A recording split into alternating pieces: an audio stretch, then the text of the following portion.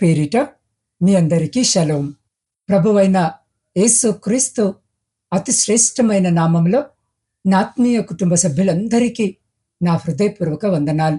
ఈ ఉదయకాలపు చల్లని వేళలో దేవుని సన్నిధి మీ గృహాలలో నిండాలని ఆశిస్తున్నాను. ప్రియ దేవుని బిడ్డలారా, ఈరోజు ఒక నూతన దినము. నిన్నటి భయాలు, నిన్నటి అపజయాలు, నిన్నటి కన్నీళ్లు అన్నీ గతించిపోయాయి. ఈ ఉదయము దేవుడు మీ జీవితంలో ఒక గొప్ప అద్భుతాన్ని చేయబోతున్నాడు. రాత్రంతా నిద్ర లేకుండా కళ్ళు వాచిపోయేలా ఏడ్చి, నా బ్రతుకు ఇంతేనా, నా కష్టాలు ఎప్పటికీ తీరవా అని లోపల నలిగిపోతూ ఉదయమే లేస్తూనే ఎన్నో చింతలతో, దిగులుతో ఈ వీడియో చూస్తున్నారా? ఎవరు నిన్ను అర్థము చేసుకోకపోయినా నీ కన్నీటి చుక్కల వెనుక ఉన్న కథను నా యేసయ్య చూశాడు. ఒక క్షణం మీ హృదయం మీద మీ కుడి చేతిని వేసుకోండి. లోకంలో ఉన్న వాడి కంటే మీలో ఉన్నవాడు గొప్పవాడు. ఈ ఉదయకాలపు వేళ మన నోటి మాటల ద్వారా నూతన శక్తిని పొందుకుందాం. పూర్తి నమ్మకముతో నీ కన్నీళ్లను తుడుచుకుంటూ నాతో కలిసి పూర్తి నమ్మకముతో ఈ 3 విశ్వాస ప్రకటనలు గట్టిగా చెప్పండి. నా దేవుడు నన్నెన్నడూ విడువడు, నన్నెన్నడూ ఎడబాయడు. నాకున్న కొద్దిపాటి జీవితాన్ని దేవుడి రోజు సమృద్ధిగా మార్చబోతున్నాడు. ఈ దినము నాకు ఆశీర్వాదకరముగా, విజయవంతముగా ఉండబోతుంది. ఆమెన్. అవును ప్రియులారా, మీ నోటి ప్రకటనల చొప్పున మీ జీవితంలో జరుగునుగాక. ఇప్పుడు మనమందరం కలిసి మన పరలోకపు తండ్రి యొద్దకు మన హృదయాలను ఎత్తి ఒక చిన్న ప్రారంభ ప్రార్థన చేసుకుందాం. పరిశుద్ధుడవైన దేవా, మా పరలోకపు తండ్రి, మా రక్షకుడైన యేసు క్రీస్తు నామములో ఈ ఉదయకాల ప్రార్థనను మీ పాదాల చెంతకు తీసుకొని వస్తున్నాం. అయ్యా, నిన్నటి వరకు మాకున్న కొరతలు, మాకున్న బలహీనతలు అన్నిటినీ తీసివేసి ఈ నూతన దినాన్ని మీ కృపతో నింపండి. మీ పవిత్రమైన ఆత్మతో మమ్మల్ని నడిపించండి. మా హృదయాలను తెరిచి ఈరోజు మీరిచ్చే వాగ్దానాన్ని స్వీకరించే భాగ్యాన్ని ప్రసాదించండి. మా ఆత్మలను బలపరచమని యేసు క్రీస్తు అతి పవిత్ర నామములో ఈ ప్రార్థన సమర్పిస్తున్నాము తండ్రి. ఆమెన్. ప్రియ సహోదరి, సహోదరులారా, ఈరోజు దేవుడు మనతో మాట్లాడుతున్న శక్తివంతమైన జీవన వాక్యము మత్తయి సువార్త 14వ అధ్యాయము 17వ వచనం.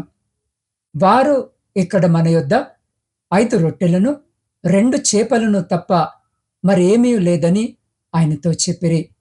ఈ వాక్యాన్ని ఒక్కసారి చాలా జాగ్రత్తగా, హృదయపూర్వకంగా గమనించండి. ప్రియులారా, ఇక్కడ శిష్యులు ఏమంటున్నారు అనంటే, మన యొద్ద 5 రొట్టెలు 2 చేపలు తప్ప మరేమీ లేదు. లోకము ఎప్పుడు ఏమీ లేదు లేదు అనే కొరత గురించే మాట్లాడుతుంది. కానీ మన యేసయ్య ఆ కొద్ది దాంట్లోనే సమృద్ధిని చూస్తాడు. ఈ వాక్యము వెనుక ఉన్న చారిత్రక నేపథ్యాన్ని మనం ఒక్కసారి పరిశీలిస్తే, ఇది ఒక అరణ్య ప్రాంతము. యేసయ్య దేవుని వాక్యాన్ని బోధిస్తుండగా వేల సంఖ్యలో ప్రజలు ఆయన వెంబడి నడిచారు. రోగులు స్వస్థత పొందారు, దురాత్మలు పారిపోయాయి. అలా సమయం గడిచి సాయంకాలం అయిపోతుంది, చీకటి పడుతుంది.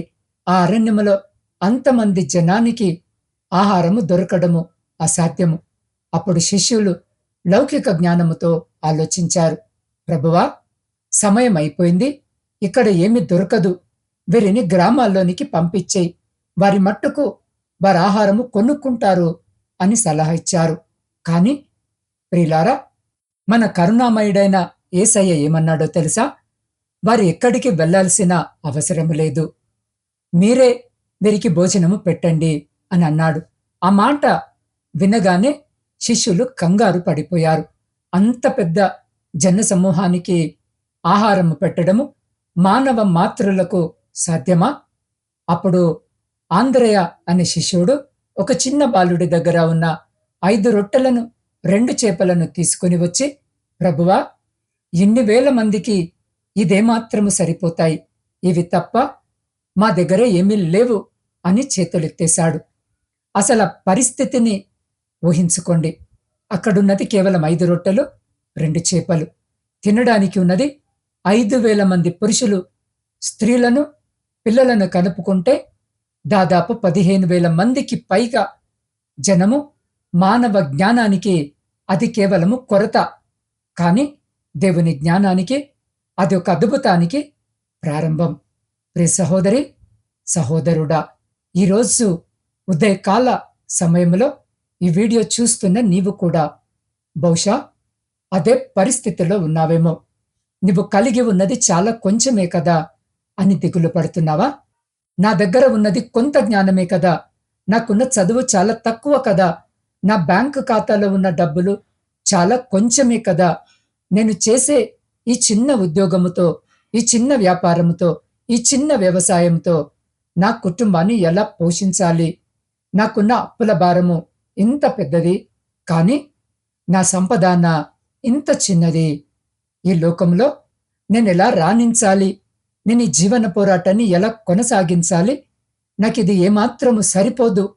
ఇంకొంచెము బలము కావాలి, ఇంకొంచెము జ్ఞానము సంపాదించాలి, ఇంకొంచెము ఆర్థికంగా బలపడాలని నువ్వు రాత్రింబవళ్ళు ఏడుస్తూ ఆలోచిస్తున్నావేమో. అయితే ఈరోజు నా దేవుడు నీకు చెబుతున్న మాట ఏంటో తెలుసా? ఆ కొంచెమునే దేవుడు సమృద్ధిగా మార్చగలడని నువ్వీరోజు గ్రహించాలి. దేవునికే మహిమ కలుగునుగాక. అవును ప్రియులారా, ఈ లోకం ఎప్పుడు మనలో ఉన్న లోపాన్ని మాత్రమే చూస్తుంది.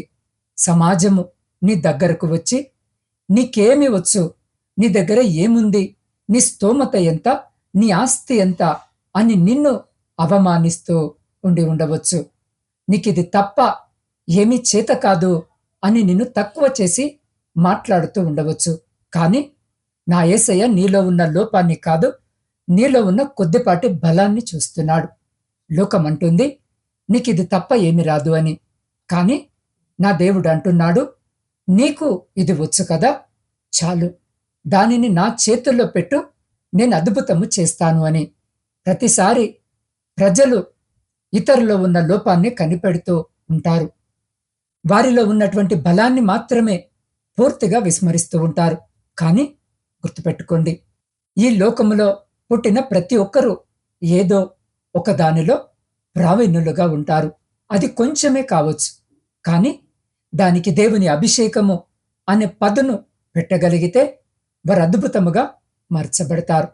ప్రియ దేవుని బిడ్డలారా, శిష్యులు 5 రొట్టెలను చూసి గిల్లి గిల్లి పెట్టినా ఒక 100 మందికి కూడా రాదు, ఈయనేమో మనల్ని భోజనము పెట్టమంటున్నాడు ఏంటి అని మనస్సులో వారు అనుకొని ఉండవచ్చు.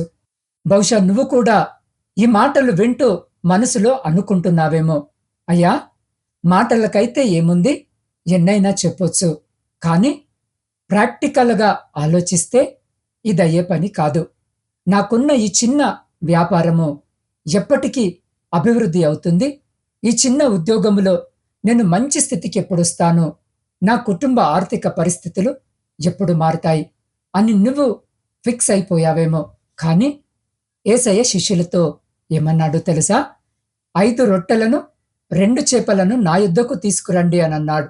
అంటే దాని అర్థం ఏంటో తెలుసా? మనకున్న కొద్ది మాత్రమును దేవుని చేతిలో పెట్టాలి. ఆ కొంచెము వ్యాపారాన్ని దేవునికి అప్పగించాలి.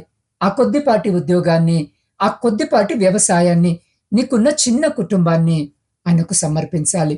అప్పుడు అది ఎంత తక్కువైనదైనా సరే అద్భుతముగా ఆశీర్వదించబడుతుంది. నిజమే ప్రియ సహోదరి, సహోదరుడా, మన చేతిలో అదున్నంతసేపు అది కొంచెమే, కానీ అది దేవుని చేతిలోనికి వెళితేనే సమృద్ధి అవుతుంది. నీ తెలివితో నువ్వెంత లెక్కలు వేసినా అక్కడ కొరతే కనిపిస్తుంది. కానీ ఎప్పుడైతే నీ జీవితాన్ని యేసయ్య చేతికి అప్పగిస్తావో అక్కడ అద్భుతాల ప్రవాహము మొదలవుతుంది. దేవుని బిడ్డలారా, ఈ వాక్యాన్ని నిదర్శనంగా ఒక అద్భుతమైన నిజ జీవిత సాక్ష్యాన్ని మీకు చెప్పాలి. ఒకానొక సమయంలో ఒక పేద కుటుంబానికి చెందిన యవనస్తుడు ఉండేవారు. అతని పేరు థామస్. అతని తండ్రి ఒక సామాన్య కూలి. ఇంట్లో తిండికి కూడా సరిగ్గా లేని పరిస్థితి. థామస్ చదువుకోవాలని ఎంతో ఆశపడ్డాడు. కానీ కాలేజీ ఫీజులు కట్టడానికి వారి దగ్గర డబ్బులు లేవు. లోకమంతా అతన్ని చూసి ఎగతాళి చేసింది. మీ నాన్న కూలి, నువ్వు పెద్ద చదువులు చదివి ఏం సాధిస్తావు? నీకున్న ఈ చిన్న స్థితికి సాఫ్ట్వేర్ ఉద్యోగాలు, పెద్ద చదువులు అవసరమా అని అన్నారు. కానీ ప్రియులారా, థామస్ హృదయంలో ఒక్కటే నమ్మకం ఉంది. నా దగ్గర డబ్బు లేదు, ఆస్తి లేదు, కేవలము కొద్దిపాటి జ్ఞానము మాత్రమే ఉంది. ఆ కొద్దిపాటి జ్ఞానాన్ని అతను ప్రతిరోజు మోకాళ్ళ మీద ఉండి, ప్రభువా, నా దగ్గర ఉన్నది 5 రొట్టెలు 2 చేపల్లాంటి కొద్దిపాటి చదివే, దీనిని నేను నీ చేతిలో పెడుతున్నాను అని ప్రార్థించేవాడు. రోజులు గడిచాయి. థామస్ ఒక చిన్న కంపెనీలో చాలా తక్కువ జీతానికి చేరాడు. ఆ జీతము అతని కుటుంబ అవసరాలకు ఏమాత్రము కూడా సరిపోయేది కాదు. శిష్యులు రొట్టెలను చూసి సరిపోవన్నట్లు అతని జీతము చూసి అందరూ నవ్వారు. కానీ ఎప్పుడైతే ఆ చిన్న ఉద్యోగాన్ని థామస్ దేవుని చేతికి అప్పగించాడో, దేవుడు ఆ కొంచెమునే సమృద్ధిగా మార్చడం ప్రారంభించాడు. అతను పనిచేసే చోట దేవుడు అతనికి అద్భుతమైన జ్ఞానాన్ని ఇచ్చాడు. ఎవరు చేయలేని ఒక పెద్ద ప్రాజెక్ట్ సమస్యను థామస్ తనకున్న కొద్దిపాటి నైపుణ్యముతో దేవుని సహాయముతో పరిష్కరించాడు. అది చూసి ఆ కంపెనీ యజమాని ఆశ్చర్యపోయాడు. కేవలము కొద్ది నెలల్లోనే అతనికి ప్రమోషన్ ఇచ్చి విదేశాలకు పంపించాడు. ఒకప్పుడు తిండికి లేక, ఫీజులు కట్టుకోలేక ఇబ్బంది పడిన ఆ థామస్ ఈరోజు అమెరికా దేశంలో ఒక పెద్ద సంస్థకు మేనేజర్గా ఉంటూ వందలాది మందికి సహాయం చేసే స్థితికి ఎదిగాడు. నా ప్రియ సహోదరి, సహోదరుడా, థామస్ చేతిలో ఉన్నంతసేపు ఆ జ్ఞానము, ఆ ఉద్యోగము చాలా కొంచెమే. కానీ దేవుని చేతిలోనికి వెళ్ళిన తర్వాత 5,000 మంది తిని మరలా 12 గంపలు ఎత్తేలా ఎలాగైతే రొట్టెలు మార్చబడ్డాయో, అలాగే థామస్ జీవితము కూడా అనేకులకు ఆశీర్వాదకరంగా మార్చబడింది. దానికి ముఖ్య కారణము అతను తనకున్న కొంచెమును యేసయ్య చేతికి అప్పగించడమే. ఈరోజు ఈ మాటలు వింటున్న నా ప్రియమైన దేవుని బిడ్డలారా, మీ చిన్న జీవితాన్ని ఆయన చేతికి అప్పగిస్తే నిన్ను దేవుడు అదే విధముగా అద్భుతముగా ఆశీర్వదిస్తాడు. అనేకుల ఎదుట నిన్ను గొప్ప చేస్తాడు. నీవు ఊహించని విధముగా నిన్ను అన్ని విషయాలలో అభివృద్ధి పరుస్తాడు.